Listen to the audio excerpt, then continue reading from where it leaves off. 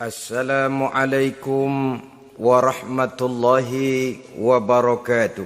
Waalaikumsalam warahmatullahi wabarakatuh. Bismillahirrahmanirrahim. Alhamdulillahi rabbil alamin.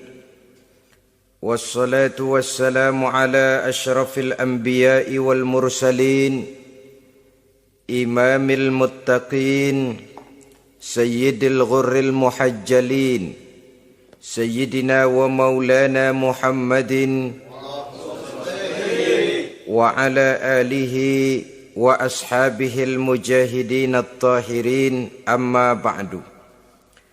Saudara-saudara kaum muslimin rahimakumullah.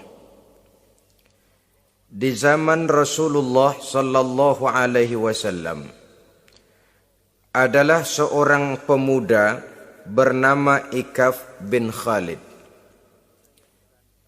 Ia seorang pemuda yang ganteng, sehat, tidak impoten, suka bergaul dengan wanita, suka pesta, dan memang ia orang kaya. Ia selalu menunda-nunda perkawinan dengan berbagai alasan-alasan yang tidak syar'i. Sampailah keadaan Ikaf bin Khalid ini kepada baginda Nabi, sehingga ia dipanggil oleh baginda Nabi. Setelah sampai, ditanyalah Ikaf bin Khalid ini, "Hai Ikaf, saya ya Rasulullah. Kau sudah punya istri?" "Belum ya Rasulullah." "Juga tidak punya budak sahaya?" "Tidak ya Rasulullah." "Dan badanmu sehat?" "Sehat ya Rasulullah." "Kalau demikian," kata Rasul, "kau ini teman setan. Ada dua pilihan Ikaf. Engkau menjadi Nasrani dalam arti meninggalkan hidup perkawinan, atau kalau kau mau ikut golongan kami, kau harus mengikuti tata cara kehidupan kami. Dan salah satu tata cara kehidupan kami ialah melaksanakan perkawinan." Yang kemudian Ikaf bin Khalid ini oleh baginda Rasul dicarikan seorang gadis bernama Karimah binti Kulsum al-Humairi, dan kawinlah Ikaf bin Khalid ini. Dari riwayat singkat ini, saudara-saudara, Rasulullah sallallahu alaihi wasallam melihat bahwa kehidupan Ikaf bin Khalid ini adalah kehidupan yang lazimnya barangkali di zaman sekarang dinamakan kehidupan dari orang-orang yang gemar melakukan free sex, alias samenleven, alias hidup bersama tanpa melakukan pernikahan. Ia sehat, ia kaya, dan ia suka bergaul dengan wanita, sehingga gaya hidup yang sedemikian ini dikecam oleh Rasulullah sallallahu alaihi wasallam.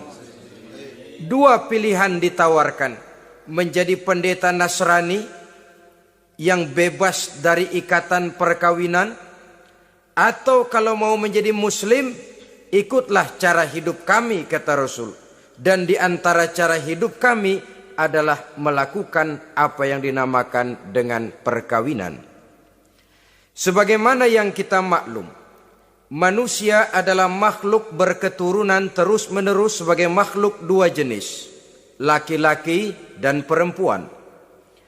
Keduanya jelas saling memerlukan, saling membutuhkan. Kita laki-laki perlu perempuan, perempuan juga perlu laki-laki. Walaupun perempuan pora-poranya lebih pintar daripada laki-laki. Biasanya laki-laki kalau sudah jatuh cinta paling kurang se-RW tahu itu. Sana bicara, kemari bicara. Perempuan lebih pandai menyimpan perasaannya. Nah, pada laki-laki diciptakan zat laki-laki yang dinamakan spermatozoa, Dan pada perempuan terdapat indung telur yang dinamakan ovum. Kedua zat itu harus bertemu. Dan untuk itu Allah Subhanahu wa ta'ala menciptakan kekuatan tarik-menarik antara laki-laki dan perempuan. Diciptakan laki-laki dalam biologis yang laki-laki, diciptakan perempuan dalam biologis yang perempuan. Lemah, gemulai, lembut, menarik, ayu, lemot, denok, geboy. Diciptakan magnet yang merupakan kekuatan tarik-menarik antara laki-laki dan perempuan. Dan bila ada persesuaian, maka akan terjadilah persatuan tubuh yang disebut koitus. Bila pada saat itu kebetulan terjadi pengeluaran ovum, maka kedua zat itu akan bertemu di dalam diri perempuan. Dan inilah yang dinamakan konsepsi, yakni permulaan pembinaan jasmaniah makhluk baru dalam rahim seorang perempuan. Inilah makna firman Allah dalam surah An-Nisa ayat pertama. A'udzubillahi minasyaitonir rajim. Ya ayyuhan nasu taqu rabbakumul ladzi khalaqakum min nafsin wahidah wa khalaqa minha zawjaha wa batha minhuma rijalan katsiran wa nisaa. Wahai manusia, bertakwalah kamu kepada Tuhanmu yang telah menciptakan kamu dari diri yang satu, kemudian diciptakan dari diri yang satu itu pasangannya, dan dari keduanya berkembang biaklah manusia menjadi bersuku-suku dan berbangsa-bangsa. Pada contoh lain, dari proses pembentukan jasmania makhluk manusia dalam rahim ini, Al-Baqarah 223 menjelaskan bahwa seorang laki-laki adalah seperti petani, seorang perempuan adalah seperti ladang. Petani adalah yang mencangkul sawah, menebarkan benih, sementara ladang adalah tempat bersemayam benih-benih itu, tempat dia tumbuh dan berkembang membawa manfaat bagi kehidupan ini. Dengan bahasa yang indah Quran mengatakan, nisa'ukum harthul lakum fa'tu harthakum anna syi'tum. Istri-istrimu adalah laksana sawah ladang bagimu, maka cangkulah, datangilah sawah ladangmu menurut cara yang kamu suka. Saudara-saudara kaum muslimin rahimakumullah, belakangan ini orang sering membicarakan pendidikan seks bagi anak-anak. Menurut pendapat saya, walaupun itu diperlukan, tapi tidak harus dilakukan secara menggebu, dan masih banyak hal-hal mendesak lainnya yang lebih perlu dibicarakan ketimbang bagaimana memberikan pendidikan seks kepada anak-anak kecil. Barangkali yang memerlukan, yang sering bertanya tentang seks cuma terbatas kepada anak-anak kecil di kota-kota besar, yang oleh perkembangan teknologi dan komunikasi, daya pikirnya memang sudah sedemikian maju. Tapi berapa ribu jumlah anak-anak kecil yang semacam itu? Selebihnya puluhan juta anak-anak kecil yang tinggal di daerah-daerah terpencil, di provinsi-provinsi lain, di luar keramaian, yang sama sekali belum perlu untuk hal-hal yang semacam itu.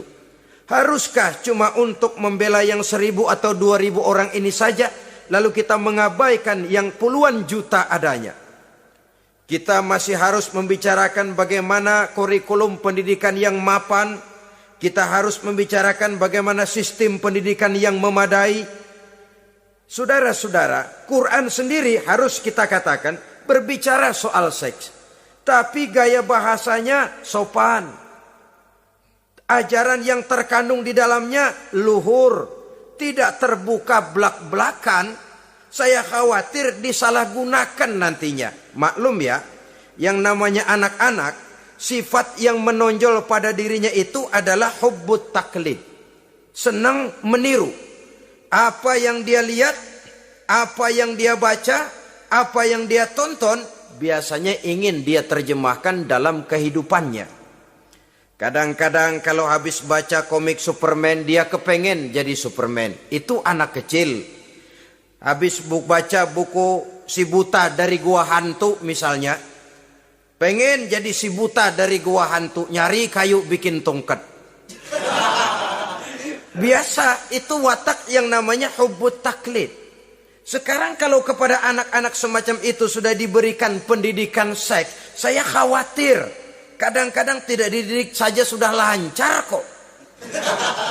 Apalagi kalau sampai dilakukan pendidikan, khawatir disalahgunakan. Saya katakan tadi, Quran juga misalnya Al-Baqarah 223 ini bicara soal seks, tapi saudara lihat gaya bahasanya. Nisa'ukum harsul lakum fa'tu harthakum anna syi'tum. Istrimu adalah sawah ladangmu, cangkulah sawah ladangmu menurut cara yang kamu suka. Mau cangkul sambil mundur juga boleh.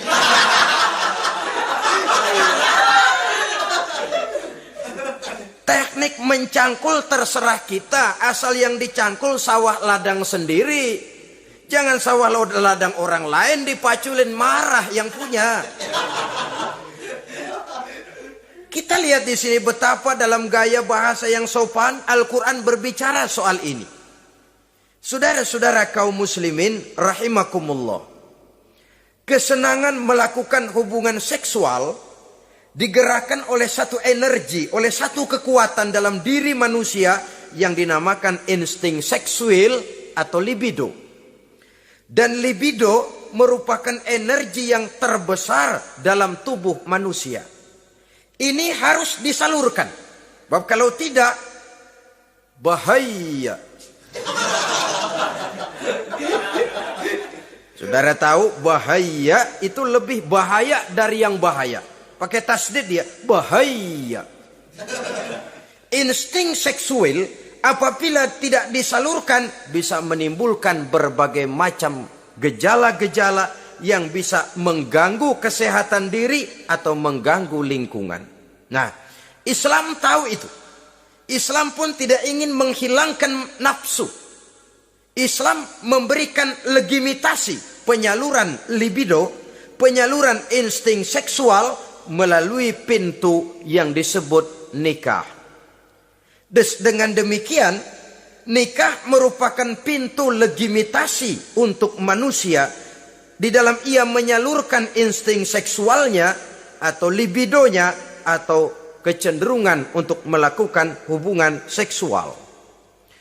Tetapi saudara-saudara, oleh karena yang dinamakan nikah tidak cuma berisi hubungan seksual, tapi juga berisi tanggung jawab dan kewajiban, berisi hak dan pengertian, berisi ketenangan dan sebagainya, maka orang pada umumnya biasanya ingin mencari resiko yang lebih ringan.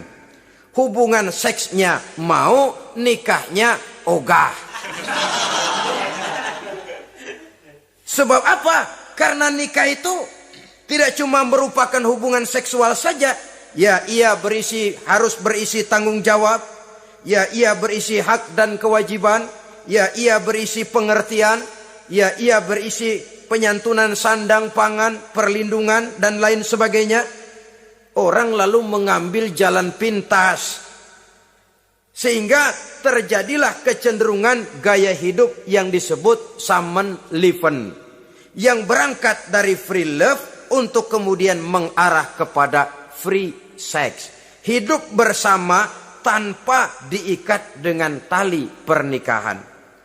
Akhirnya apa? Kalau dirasakan cocok, ya terus. Kalau nggak cocok, ya bubar. Tidak ada satu ikatan spiritual. Kalau demikian halnya, maka manusia belum terlalu jauh nilainya daripada makhluk bernama binatang. Yang penyaluran insting seksualnya tidak perlu diikat dengan pintu yang bernama nikah. Orang ingin mengambil jalan pintas. Potong kompas, mau enak lalu tidak mau resiko.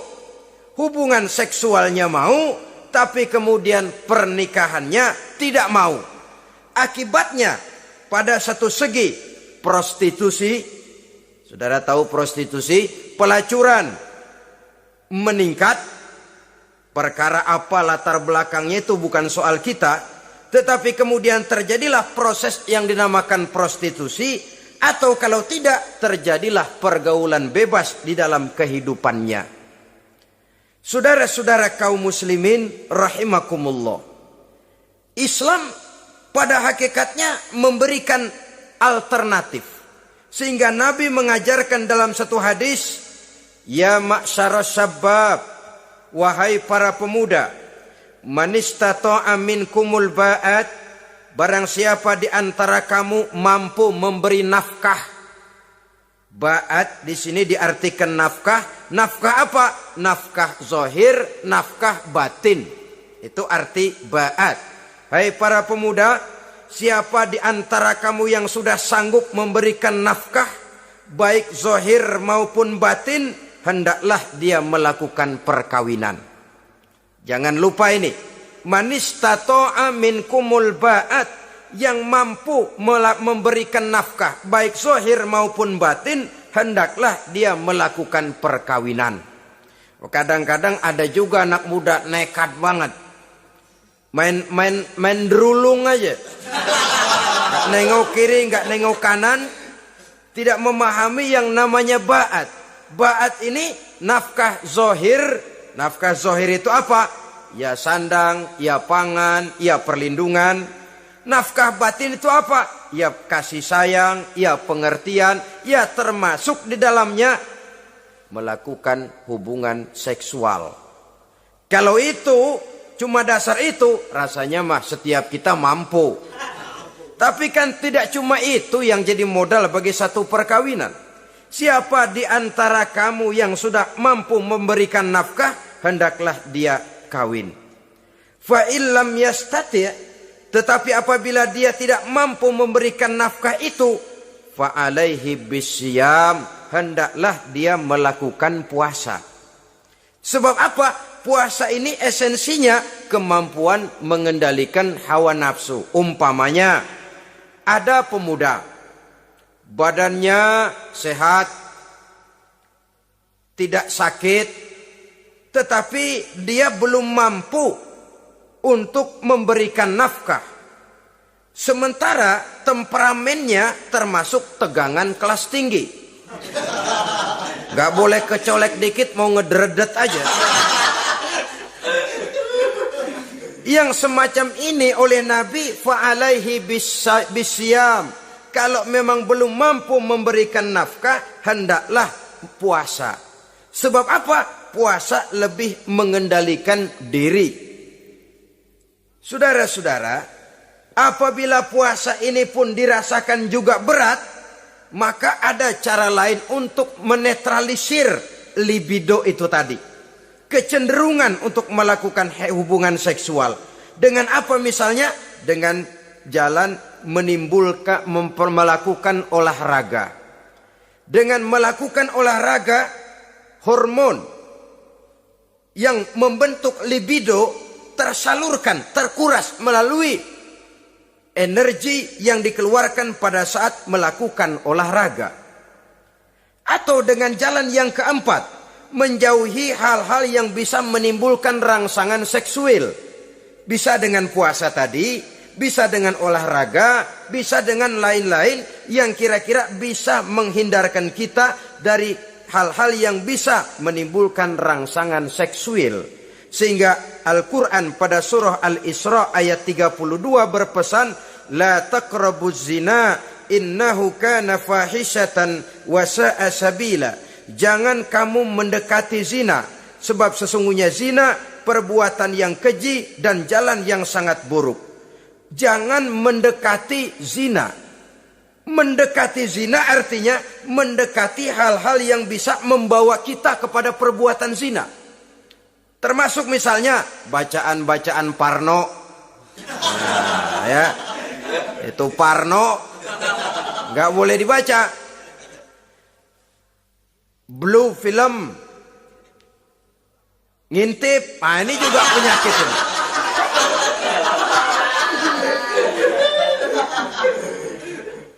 Itu termasuk dalam larangan la taqrabu zina. Jangan kamu mendekati hal-hal yang bisa menyebabkan kamu jatuh kepada zina.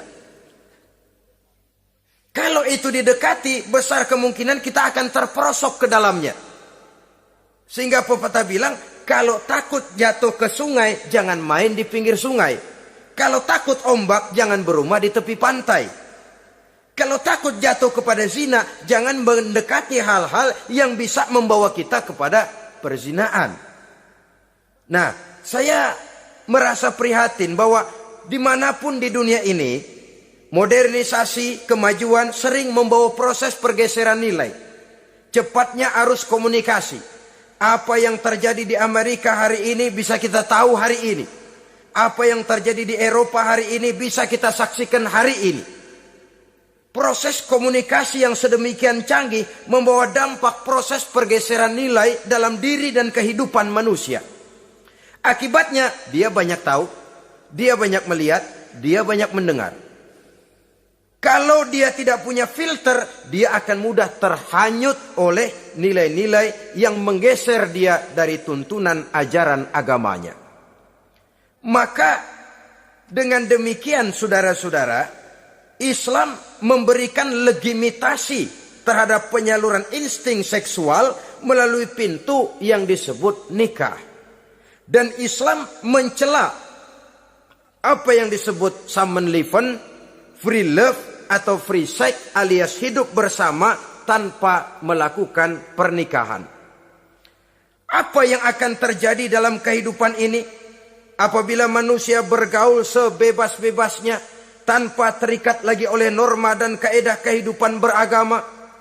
Sudah cukup banyak korban bergelimpangan dari arus yang namanya pergaulan bebas dengan dalih new morality, kebudayaan moral baru yang terlepas dari bimbingan kehidupan beragama. Saudara-saudara kaum muslimin rahimakumullah. Dulu zaman kakek kita itu kalau pacaran, saudara-saudara, biasanya yang laki di luar, yang perempuan di dalam. Paling-paling pagar dibolongin. Ya, orang dulu itu kan rumahnya pakai pagar toh. Kalau sudah pagar itu bolong, si yang laki masukkan jarinya ke pagar. Nanti dipegang jari itu oleh tangan si perempuan dari dalam. Cuma beradu tangan doang, endahnya bukan main udah.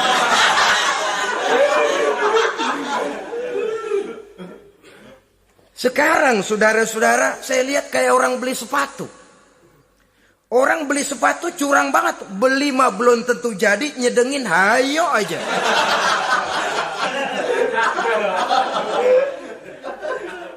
Iyalah, kalau sepatu barangkali disedengin sih nggak ada bekasnya.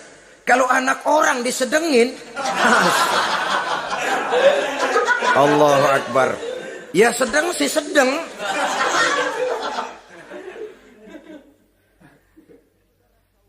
Saudara-saudara kaum muslimin rahimakumullah. Terhadap pintu legitimasi ini pun kalau manusia sudah sanggup melakukan ba'at, baik nafkah zahir maupun nafkah batin. Kalau itu tidak bisa dia lakukan, hendaklah dia menjaga diri dari hal-hal yang bisa menjerumuskan dia ke tempat zina. Bisa dengan puasa, bisa dengan memperbanyak olahraga, bisa dengan menggiatkan belajar, study club, diskusi. Ada pepatah mengatakan 3 hal yang bisa membawa kerusakan. 3 kosong nih. Kosong iman, kosong kantong, kosong perut. 3 kosong ini yang sering membawa kerusakan dalam diri manusia. Pertama kosong iman. Yang kedua kosong kantong. Yang ketiga kosong perut. Ketiga kosong ini kalau sampai kumpul pada diri kita 3-0, berapa yang ngubernya? Sering kalah kita. Kosong iman, kosong kantong, kosong perut. Maka motif dari berbagai macam kejahatan umumnya karena 3 kosong ini. Orang bisa jatuh ke tempat zina, bisa jatuh kepada korupsi, bisa jatuh kepada perampokan, pencurian dan berbagai macam perbuatan negatif. Pertama, kosong iman. Kalau sudah kosong iman, ini kosong yang paling berbahaya. Dia tidak ada lagi yang ditakutin. Polisi, ya apa selamanya polisi mau nongkrongin dia.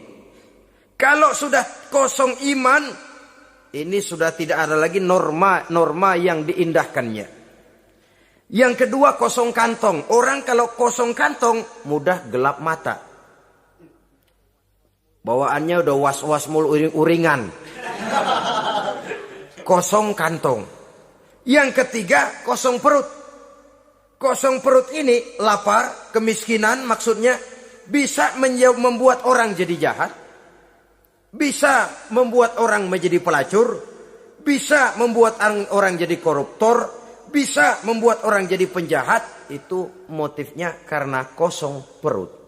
Dari 3 kosong ini yang paling berbahaya sesungguhnya kalau orang sudah mengalami kosong iman. Perut kosong, kantong kosong, tapi iman penuh, masih ada rem. Ya. Kantong kosong, perut kosong, iman kosong juga, jebol, bablas sudah. Tidak ada rem lagi dalam kehidupannya. Hampir segala macam motif kejahatan yang terjadi di pentas dunia ini umumnya karena 3 kosong ini tadi. Karena kosong iman. Sekarang ini kan pergaulan bebas bukan semata-mata karena orang lapar. Bukan karena orang perlu uang. Tapi kadang-kadang ada karena memperturutkan hawa nafsu. Kalau sudah ke sana, kosong apa itu? Kosong iman. Ada tante-tante girang. Ada om-om senang. Ada macam-macam lah. Kurang duitkah mereka? Cukup. Laparkah mereka? Kenyang. Apa yang kosong? Kantong penuh, perut penuh. Iman yang kosong. Maka terjadilah proses yang namanya penyimpangan-penyimpangan seksual dari pintu legitimasi yang sudah diberikan oleh agama tadi. Kadang-kadang iman juga tertekan. Karena perut, persoalan ekonomi. Atau karena memang kosong daripada kesibukan-kesibukan lain.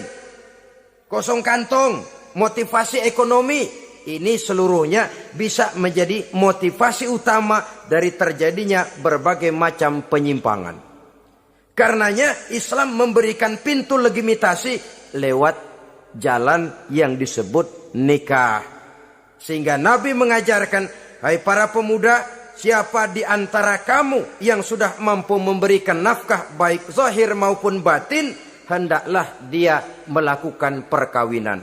Sebab sesungguhnya perkawinan lebih memelihara pandangan, lebih memelihara kehormatan diri.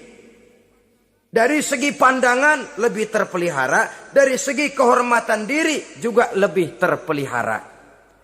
Diberikan legitimasi lewat pintu yang halal bernama nikah.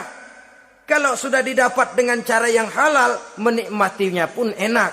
Tetapi sesuatu yang didapat dengan jalan haram, menikmatinya pun gak enak, saudara-saudara. Celingak-celinguk. Contoh yang paling dekat, kucing aja kucing. Kucing ya, kalau memang ikan boleh nyolong dia curi di dapur ikan itu. Makannya gak tenang dia. Matanya selatat, pelotot. Ada kaleng jatuh, lari kencang bener dia. Rupanya kucing sendiri tahu kalau yang dia makan itu barang curian. Tapi kalau ikan kita yang kasih tuh ikan, kucing geledek bunyi, anteng aja dia. Kenapa? Dia tahu benar ikan yang dia makan itu ikan yang didapat dari pemberian orang, resmi, formal, sah. Begitu juga hubungan seksual ini. Kalau resmi diikat dengan tali pernikahan, orang tenang-tenang saja. Tenang, aman, ayem, tentram. Tapi kalau yang nyolong-nyolong, lihatin dah. Segera dibopun pisang. Mana nyamuk gede-gede banget. Gerusak, gerusuk. Hansip lewat kabur dia. Padahal Hansip mah lagi ronda. Tapi ada semacam perasaan bahwa ini belum waktunya. Itu yang tidak bisa mendatangkan ketenangan dalam menikmati hubungan seksual itu tadi. Saudara-saudara kaum muslimin rahimakumullah. Jadi akibat dari pergaulan bebas, free sex ini, bahaya yang pertama tadi itu. Hilangnya ketentraman dalam hidup. Mungkin orang lain tidak tahu. Hansip nggak lihat. Orang tua bisa kita bohongin. Tapi ketentraman. Was-was. Apalagi kalau kita merasa bahwa ini akan menimbulkan satu akibat. Entah dalam bentuk nantinya terjadi kehamilan. Si laki-laki juga tidak tenang. Khawatir kalau nanti dituntut. Si perempuan juga setelah melakukan pergaulan bebas itu hilang ketentraman hidupnya. Apalagi kalau dia harus kehilangan sesuatu yang sangat berharga dalam kehidupannya. Kegadisan katakanlah, keperawanan katakanlah begitu. Sesuatu yang semestinya dijaga dan dijunjung tinggi. Tapi kadang-kadang memang cinta, inilah yang namanya cinta. Sehingga cinta itu katanya buta. Kalau sudah buta, apa saja terasa jadi indah, apa saja diserahkan. Akibatnya mahkota yang paling berharga sering hancur berantakan sebelum pada waktunya. Akhirnya ketentramannya hilang. Hidupnya gundah, gelisah. Pada mulanya memang dia tidak merasa cerah, segalanya menjanjikan dan menyanyikan keindahan. Tapi setelah proses pergaulan itu terjadi, dia kehilangan kegadisannya, si pemuda resah, si gadis pun gelisah. Apa yang dia tunggu? Jangan-jangan. Nah, jangan-jangan.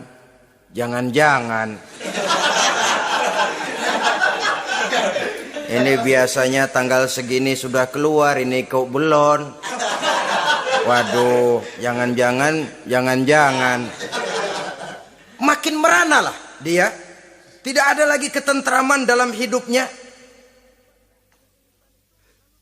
Akibatnya kegelisahan itu lalu tumbuh dalam hidupnya.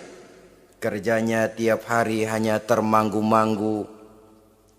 Menunggu dan menunggu. Dari waktu ke waktu. Tapi yang ditunggu tak mau tahu. Akan bicara lidahnya terasa keluh. Sedang waktu terus berlalu. Hatinya terasa pilu.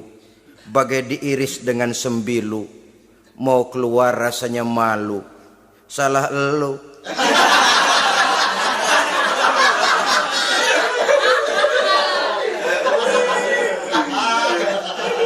Iya toh, salah elu.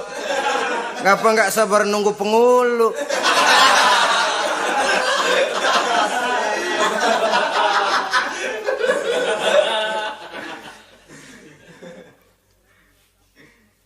Bacalah surat-surat kabar berapa banyak sudah gadis-gadis bergelimpangan jadi korban. Berapa banyak sudah bayi-bayi yang lahir ke dunia ini tanpa tahu kemana dia harus memanggil bapak. Apakah deretan jumlah korban ini masih harus terus bertambah dan bertambah? Dengan dalih modernisasi, dengan dalih kemajuan zaman, dengan dalih kebebasan pergaulan, dengan dalih emansipasi. Lalu menginjak moral yang seharusnya kita junjung tinggi-tinggi. Sampai kemudian merendahkan harga diri kita sebagai manusia.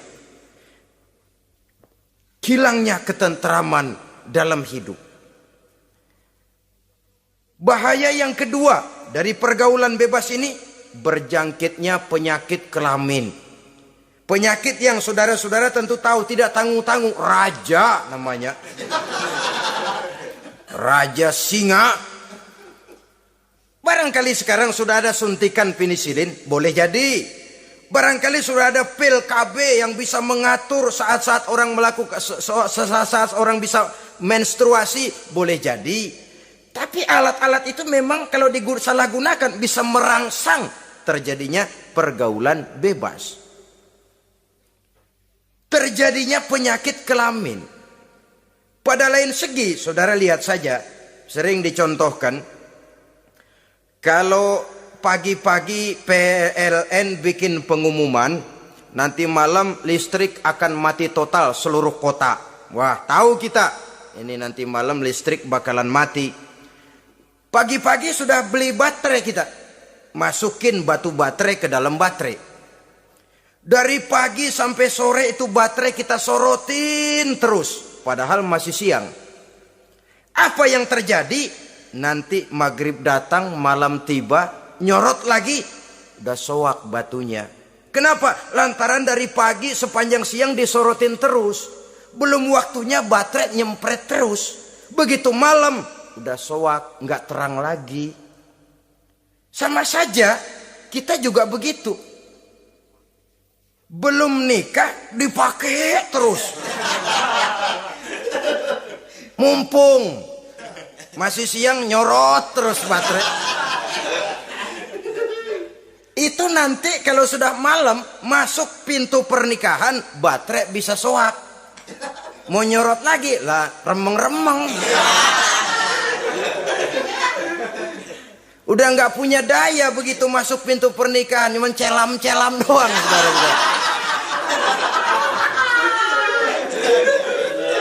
Kata orang-orang bisa assalamualaikum doang, nggak masuk, keluar lagi udah. Permisi doang. Saudara hadirin yang saya hormati, jadi itu juga termasuk satu jenis penyakit yang nantinya tentu akan merusak dan mengganggu keharmonisan hidup berumah tangga. Apalagi kalau sampai di tempat-tempat yang merupakan prostitusi umum, yang segala macam jenis bisa tumplek-blek di situ. Kita bisa bayangkan jenis penyakit-penyakit yang tumbuh di sana. Jadi dengan demikian saudara-saudara, yang kedua bahaya dari free sex ini bisa menimbulkan penyakit kelamin. Yang ketiga, mengganggu kelangsungan keturunan. Apalah dosanya anak-anak kita kalau mereka harus terlahir dengan membawa penyakit yang diwariskan oleh orang tuanya? Sudah kita ini bersalah, kesalahan itu terus diteruskan oleh anak kita juga. Alangkah kejamnya kelangsungan daripada keturunan. Sehingga dengan demikian saudara-saudara, kalau Islam memberikan pintu legitimasi lewat aturan yang disebut pernikahan atau perkawinan, maka itu memang untuk kepentingan dari kemanfaatan manusia itu sendiri. Penyakit yang keempat dari bahaya free sex ini, kita tahu bahwa seks memperturutkan nafsu seks itu sama dengan bayi. Bayi kalau nggak disapi, saudara-saudara, disapih ya, diberhentiin nyusu, itu sampai SMP SMA juga ngempeng terus dia. Kadang-kadang seorang ibu kan berat, aduh anak saya mau disapih, kasihan. Terus jangan disapi, sampai SMA masih ngempeng dia. Nafsu begitu, kalau diperturutkan, tidak diblokir, ya terus dan terus. Umumnya nggak ada orang yang nggak ketagihan kalau sudah melakukan hubungan seksual. Sehingga ada orang terlambat nikah, ketika ditanya bagaimana kamu nikah, nyesel kenapa? Kalau tahu enak dari dulu aja.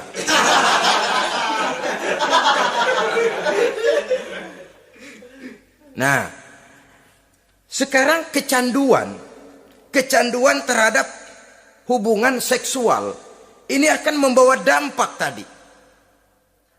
Pertama, dia lari ke tempat prostitusi. Kalau ada uang, andai kata pun dia kaya, ini jelas mengganggu ekonomi rumah tangganya. Setidaknya ekonomi keluarganya. Kalau dia tidak termasuk orang kaya, dia bisa melakukan perbuatan negatif. Sepatunya dia jual dulu, celananya digade dulu. Karena lu nih apalah gue ngebut banget nih.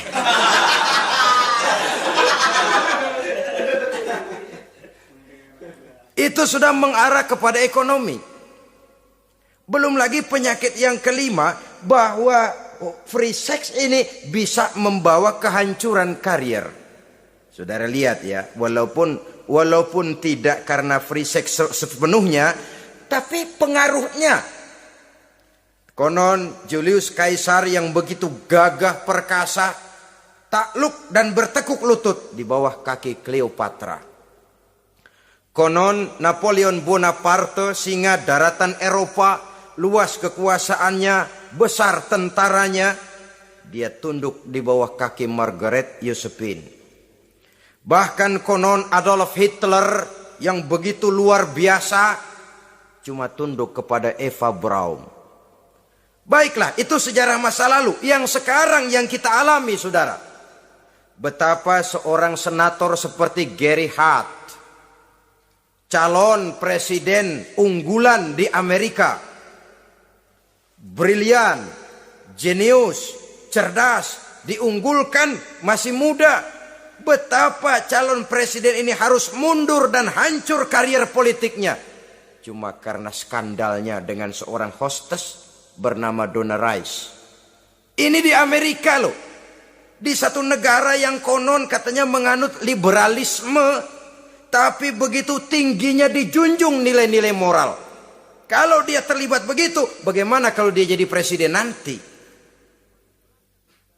Bahkan paling belakang, saudara-saudara, John Tower yang oleh Presiden Bush dicalonkan menjadi Menteri Pertahanan terpaksa ditolak oleh Senat. Oleh karena skandalnya, ya dengan minuman keras, ya dengan wanita. Saya katakan lagi, ini di negara yang kita katakan, kita tuding sebagai negara liberal. Di negara yang menganut mudah-mudinya pergaulan bebas, entah nilai moral dituntut sedemikian luhur, sehingga seorang bisa mengundurkan diri dari calon presiden karena terlibat skandal. Di Inggris pernah juga kejadian, di Italia pernah juga kejadian, seorang perdana menteri terlibat skandal dengan seorang pramugari pesawat udara. Sampai kemudian dia dan seluruh kabinetnya membubarkan diri. Kehancuran karier. Karena bagaimanapun lemahnya wanita, perempuan sekalipun lemah, saudara-saudara, lelaki yang bagaimana gedenya juga dia telan. Itu namanya perempuan, saudara-saudara. Seseorang bisa bangkit ke panggung sejarah memegang peranan. Dari yang tidak pernah diperhitungkan bisa menjadi kekuatan yang diperhitungkan pun karena perempuan. Tapi seorang pun bisa ambles di telan perut sejarah juga karena perempuan. Kehancuran karier. Sebab pangkat yang tinggi, badan yang sehat bukan merupakan jaminan bahwa seseorang akan mampu menghadapi bujuk rayu dari seorang perempuan. Saudara-saudara kaum muslimin rahimakumullah. Oleh karena itu, mari sayangi diri, sayangi karier, sayangi ekonomi rumah tangga. Bertahun kita pergi pagi pulang sore peras keringat cari nafkah, menghidupi anak dan istri. Haruskah dia jadi hancur cuma oleh karena kecanduan kepada pelacur misalnya? Memang yang namanya pelacur tentu saja memikat, mempedaya, mempesona. Saudara-saudara kaum muslimin rahimakumullah. Karena apa? Karena yang dicari uang, mereka toh dagang. Taktik orang dagang tentu harus mampu memikat pembeli. Jangan lalu merasa senang. Waduh, ini malam mujur banget nih. Ngapa? Dapat yang baik banget sama gue. Waduh, ramah lagi orangnya. Udah endah aja udah. Ya wajar saja namanya orang dagang.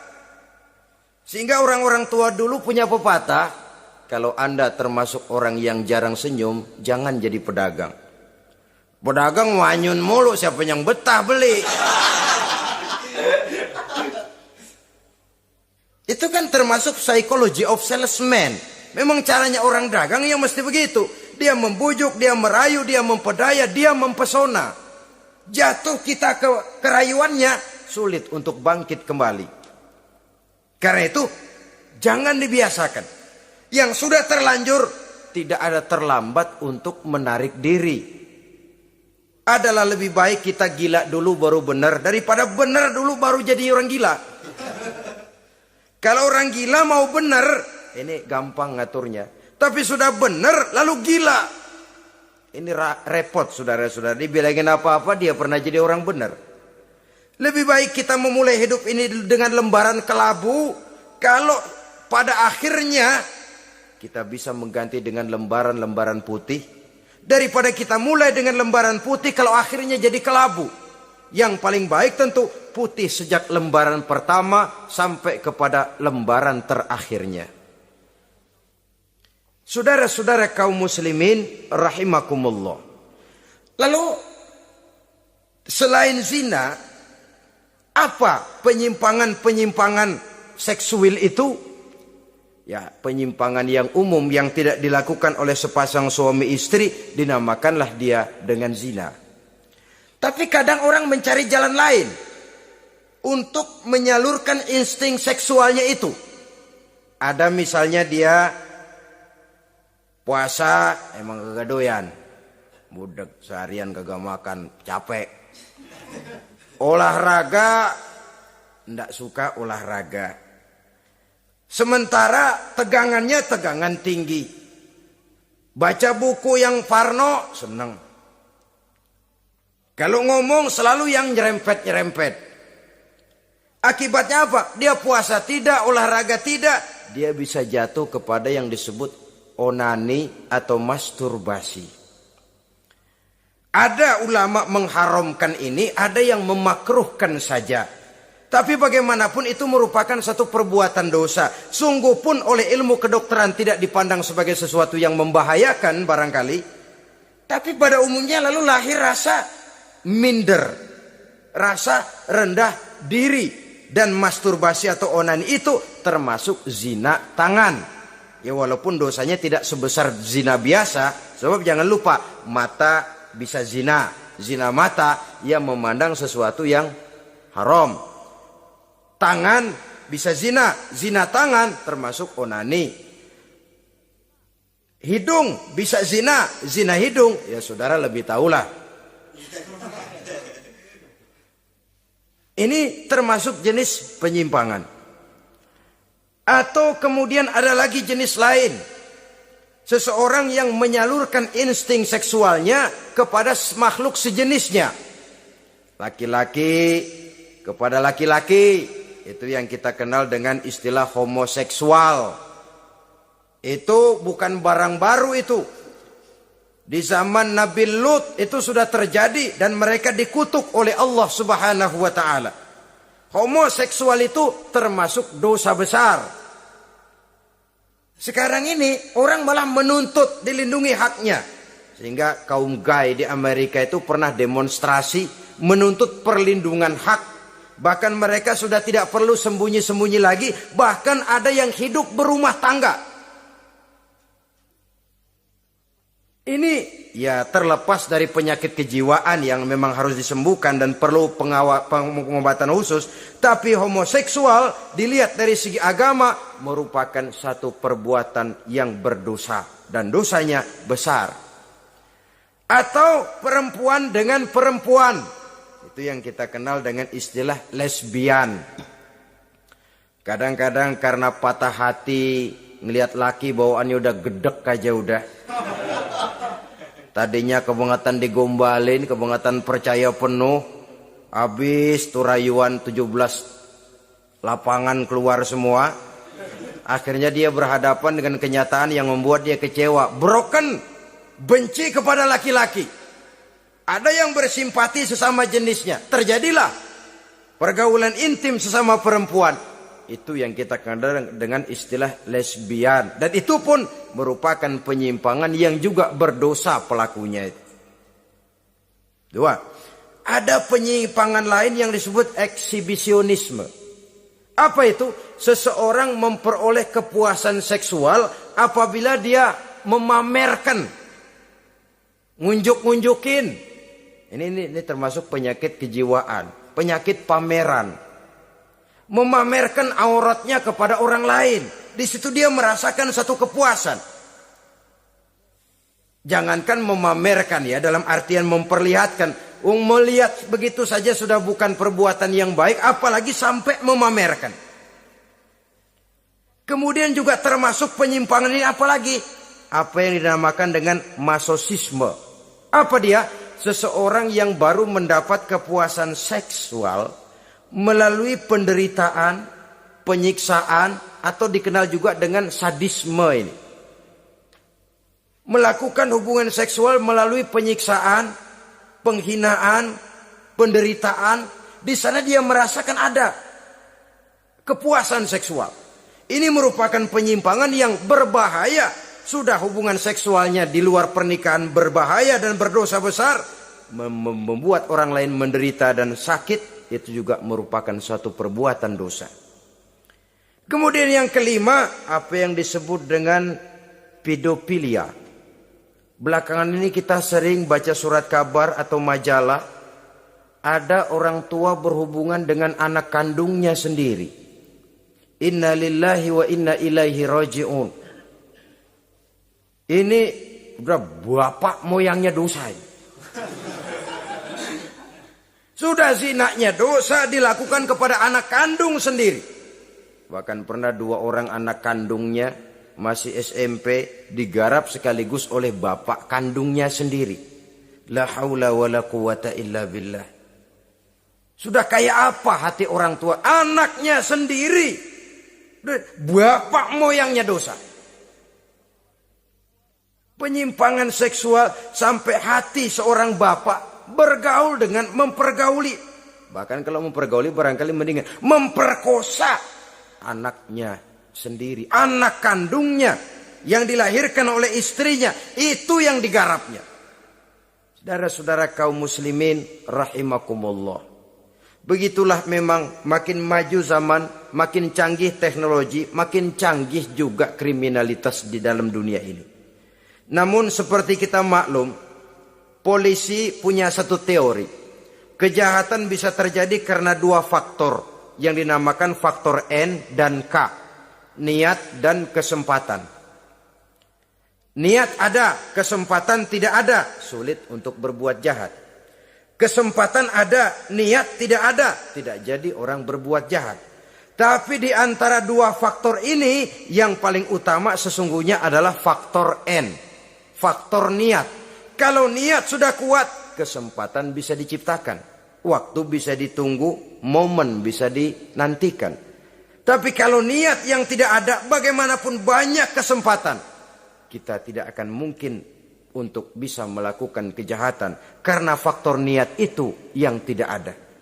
Oleh karena itu agama mengajarkan ala inna fil jasadi mudghah iza salahat salahal jasadu kulluh wa iza fasadat fasadal jasadu kulluh ala wahiyal qalbu. Ketahuilah bahwa dalam tubuh manusia ada segumpal daging. Jikalau daging itu baik, seluruh tubuh akan menjadi baik. Jikalau daging itu rusak, seluruh tubuh akan menjadi rusak. Ala wahiyal qalbu, ketahuilah bahwa daging itu tidak lain adalah hati. Jadi kalau tubuh manusia ibarat satu kerajaan besar, yang menjadi raja adalah hati. Seluruh anggota badan yang lain merupakan prajurit yang hanya tunduk kepada komando sang hati. Bila hati baik, seluruh anggota tubuh dan panca indera akan menjadi baik. Tapi bila hati rusak, maka seluruh anggota tubuh akan melakukan kerusakan. Tangan akan melakukan kerusakan. Kaki akan berjalan ke tempat yang rusak. Lidah akan membicarakan yang rusak. Mata akan memandang yang rusak. Telinga akan mendengar yang rusak. Dan selanjutnya karena hati memang sudah kotor. Maka bicara soal hati artinya bicara soal niat. Bicara soal niat kaitannya erat dengan faktor keimanan. Oleh karena itu, di tengah kemajuan zaman, kesempatan bisa diciptakan. Yang jadi kendali dan kendala utama daripada kita terjerumus melakukan kejahatan, tidak lain adalah faktor iman adanya. Di kota-kota besar sekarang ini, apa yang tidak tersedia? Sejak dari minuman keras, sampai kepada perjudian, sampai kepada pelacuran, baik yang berterang-terangan maupun pelacuran-pelacuran yang terselubung dan terhormat. Sejak dari kelas koran sampai kelas hotel bintang 5. Sejak dari kelas di pinggir lapangan sampai kelas di motel-motel mewah dan mahal. Sejak dari kelas murahan sampai kelas super VIP dan lain sebagainya. Ini seluruhnya merupakan fasilitas kehidupan yang kita harus pandai memilah dan memilih dan punya filter dalam kehidupan. Allah Subhanahu wa taala memberikan pilihan. Alam naj'al lahu 'ainaini wa lisanan wa syafatain wa hadainahu najdain. Bukankah kami ciptakan bagi manusia itu dua mata, satu lidah, dua bibir. Wa hadainahu najdain, dan kami berikan mereka petunjuk dengan dua jalan. Manusia, ini jalan kanan, ini jalan kiri. Jalan kanan kau tempuh akan sampai ke surga. Jalan kiri kau tempuh akan sampai ke neraka. Sementara jalan ke kanan memang menanjak, banyak onak dan duri. Sementara jalan ke kiri memang kelihatannya menurun, bertabur bunga di kanan kirinya, harum dan mewangi. Falak tahamal aqabah. Kenapa kamu tidak mau menempuh jalan yang menanjak? Ini kecenderungan manusia. Ngapain nanjak, capek. Ini aja yang turun nih nggak pakai bertenaga.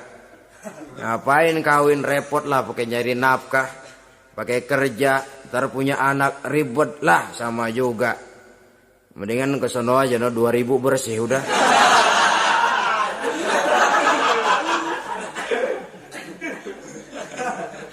Falak tahamal aqabah. Mengapa kamu tidak mau menempuh jalan yang nampaknya menanjak ini, padahal di ujungnya menanti pancaran sinar kebahagiaan? Kau turuni jalan yang kelihatannya menurun ini, padahal di bawahnya menunggu jurang kehancuran yang sangat teramat dalam. Saudara-saudara kaum muslimin rahimakumullah. Dengan demikian, apabila Islam melarang manusia dengan larangan yang keras, jangan terjebak dalam pergaulan bebas, jangan berendam di dalam free sex, sesungguhnya adalah untuk kepentingan daripada manusia itu sendiri. Untuk martabatnya sebagai makhluk yang mulia tetap terjaga, ketenangan dan ketentraman hidupnya tetap terpelihara, jauh dari segala macam penyakit kelamin yang bisa membahayakan dirinya dan keturunannya, membawa kemantapan dan kemapanan di dalam ekonomi, dan juga jenjang karier yang dititinya, jenjang karier yang ditempuhnya. Taruh kata tidak menanjak, tapi juga tidak menurun. Sekurangnya dia bisa mempertahankan apa yang sudah diperolehnya itu. Ad-dunya mata' wa khairu mata'iha al-mar'atus salihah. Dunia ini memang kesenangan, mata', perhiasan. Dan perhiasan yang baik adalah perempuan yang soleh. Perempuan yang soleh yang tidak hanya memberikan kenikmatan jasmani, tapi juga memberikan ketentraman rohani, yang diikat dengan satu tali formal yang dinamakan dengan pernikahan atau perkawinan. Sah baik menurut agama juga menurut negara. Kita bisa menikmati kecenderungan insting seksual tadi dalam satu nada yang tenang, aman, tentram, memberikan kebahagiaan, kepuasan zahir dan batin.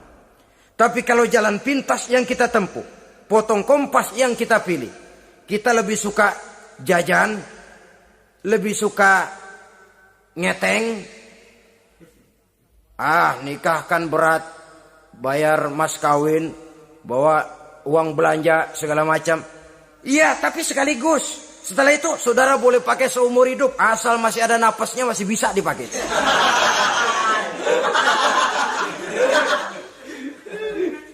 Tapi apabila potong kompas tadi, jajan yang kita tempuh kelihatannya memang ringan, 2000, ya mendingan dikit 5-10 ribu. Atau kalau sudah kelas VIP bisa ratusan bahkan jutaan. Sekali, 2 kali, 3 kali. Kalau dihitung-hitung bangkrut gak karu-karuan kita. Maka agama ini diturunkan untuk kepentingan manusia, guna membawa kebahagiaan hidup sejak dari dunia sampai ke akhirat.